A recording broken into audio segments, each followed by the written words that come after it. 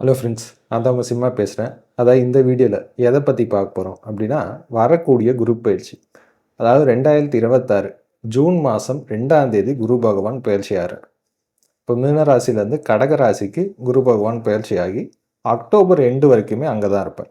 அதாவது பொதுவாகவே குரு பயிற்சி வருஷத்துக்கு 1 இயர் ஒன்ஸ் வரும். ஆனால் இந்த பீரியடில் பார்த்தீங்கன்னா 5 மாதத்துலேயே குரு பகவான் பயிற்சி ஆயிடுறார். இந்த ஜூன்லேருந்து அக்டோபருக்குள்ளேயே குரு பகவான் கடகராசிலேருந்து சிம்ம ராசிக்கு பயிற்சி ஆகிடுவார். வெறும் 5 மாதம் தானே குரு பயிற்சி என்ன பண்ணிட போகுது அப்படின்னு கேட்டாச்சுன்னா, குரு பகவான் ஒரு வருஷத்தில் பண்ணக்கூடிய விஷயத்த இந்த 5 மாதத்தில் சீக்கிரம் செஞ்சது.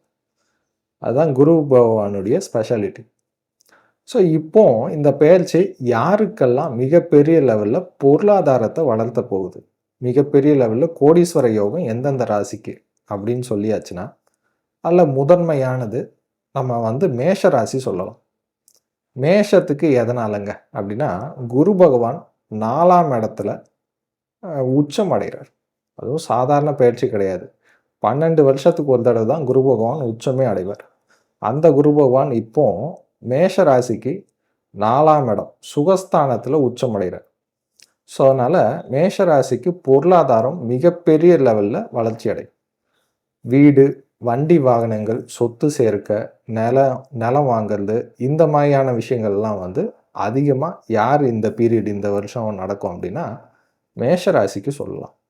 சரி, இதெல்லாம் முதல்ல வாங்கணும்னா கையில் என்ன வேணும்? பணம் வேணும். அந்த பணம் கொடுப்பாரா அப்படின்னா கண்டிப்பாக கொடுப்பார். காரணம் என்ன அப்படின்னா, குரு பகவான் தான் ஜோதிட சாஸ்திரத்தில் தனக்காரகன் சொல்லுவோம்.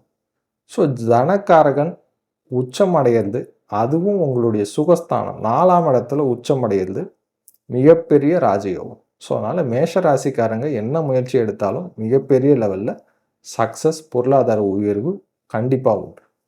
அதுக்கு அடுத்தது யாருக்கு டைம் நல்லா இருக்குது அப்படின்னா கண்டிப்பாக மிதுன ராசி சொல்லலாம். மிதுனத்துக்கு இப்போ ராசி விட்டு 2ஆம் இடத்துல குரு போயிடுறாரு அப்படின்னு சொன்னால் கூட 2ஆம் இடம் என்ன அப்படின்னா தனஸ்தானம். இந்த தனஸ்தானத்தில் குரு பகவான் உச்சகதியில் இருப்பார். ஸோ அதனால் எடுக்கக்கூடிய எந்த முயற்சியாக இருந்தாலும் பொருளாதார ரீதியாக மிகப்பெரிய லெவலில் வளர்ச்சியை கொடுக்கும். வழக்கமாக ஒரு மாதம் ஒரு வருமானம், ஒரு பிஸ்னஸ் பண்ணுறோம், ஒரு 50,000 ரூபா வருமானம் வருதுன்னா இப்போ அங்கே டபுள் மடங்கு, ட்ரிபிள் மடங்கு வருமானம் அதிகரிக்கும். 50,000க்கு பதிலாக 1 லட்சம், 1.5 லட்சம் இந்த லெவலுக்கு வருமானம் கண்டிப்பாக அதிகரிக்கும். ஸோ அது குரு பகவான் தனஸ்தானத்தில் இருக்கிறதுனால மிதுன ராசிக்கு தொழில் ரீதியான முன்னேற்றத்தை கொடுக்கும். ஏன்னா மிதுனத்துக்கு குரு பகவான் தொழில்காரகன், 10ஆம் வீட்டு அதிபதி.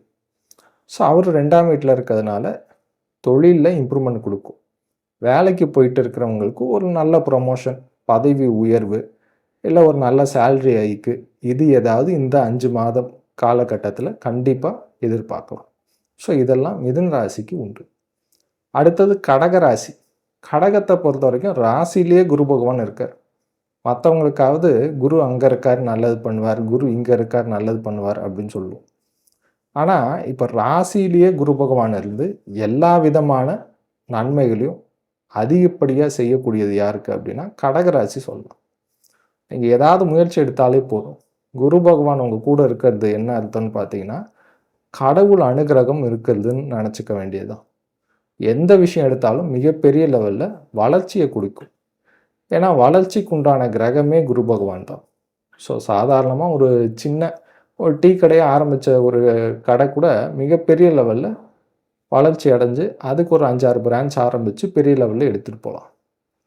ஸோ இந்த மாதிரி மிகப்பெரிய வளர்ச்சி எதை ஸ்டார்ட் பண்ணாலும் சரி, இந்த 5 மாத காலகட்டம் கடகராசிக்கு மிகப்பெரிய ராஜயோகத்தை கொடுக்கறதுக்கு குரு பகவான் ரெடியாக இருக்கு.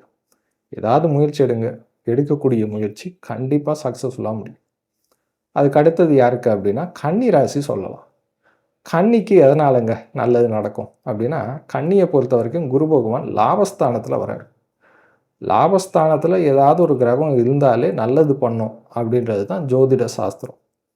லாபஸ்தானத்தில் மிகப்பெரிய சுப கிரகம் குரு பகவான், அதுவும் உச்சம் அடைஞ்சு இருக்கிறதுனால கன்னி ராசிக்கு இந்த காலகட்டம் அடுத்த அந்த 5 மாதம் எடுக்கக்கூடிய எந்த முயற்சியாக இருந்தாலும் மிகப்பெரிய லெவலில் சக்ஸஸ் உண்டு. ஏன்னா சுகஸ்தான அதிபதியே கன்னி ராசிக்கு அவர் தான் குரு பகவான்.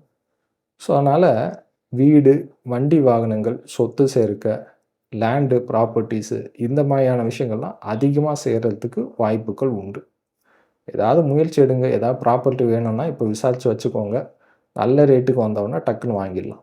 ஸோ அந்த மாதிரி இந்த ஜூன் மாதத்துலேருந்து அக்டோபருக்குள்ளேயே கன்னி ராசிக்கு மிகப்பெரிய லெவலில் ராஜயோகத்தை குரு பகவான் கண்டிப்பாக கொடுத்துட்டு தான் போவார். அதில் கொஞ்சம் கூட சந்தேகமே வேண்டாம்.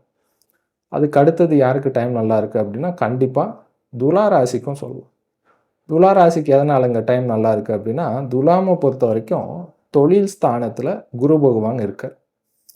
ஆனால் பொதுவாக நம்ம என்ன சொல்லுவோம், துலா ராசிக்கு வந்து குரு பகவான் நல்லது செய்ய மாட்டார் அப்படின்னு சொல்லுவோம். ஆனால் அப்படிலாம் கிடையாது.